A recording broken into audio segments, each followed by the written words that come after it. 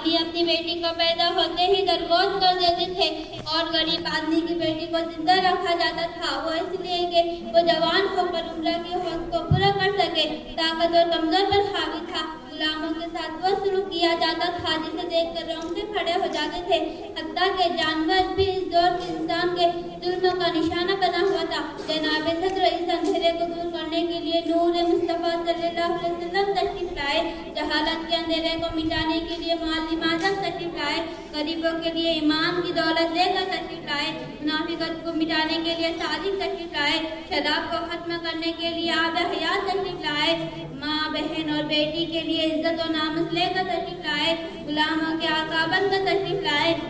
جناب صدر آپ صلی اللہ علیہ وسلم کی آمد سے اس اندھیری دنیا میں ہر طرف نور ہی نور بکھر گیا، ہر شے جھوم اٹھی، پہاڑ اور شجار سب آپ کے احترام کا تسلیم خم ہو گئے۔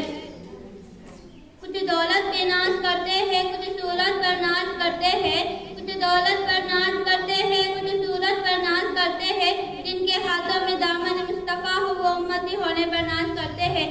جناب صدر حضور صلی اللہ علیہ وسلم ہر انسان کے لیے پیغام نجات لے کر آئے، بنی نوع انسان کے لیے رحمت بن کر آئے۔ آپ وہی نبی ہیں جن کو امتی ہونے کی خواہش تمام انبیاء نے کی تھی۔ ہم کتنے خوش نصیب ہیں، ہمیں اس آقائے ذامد کی غلامی نصیب ہوئی جس کی خواہش ہر نبی کو تھی۔ خواہش کیوں نہ ہوتی، روزے محشر وہی تو شفاعت فرمائیں گے، وہی تو آپ کوثر پلائیں گے، وہی تو اپنی امت کو بخشوائیں گے۔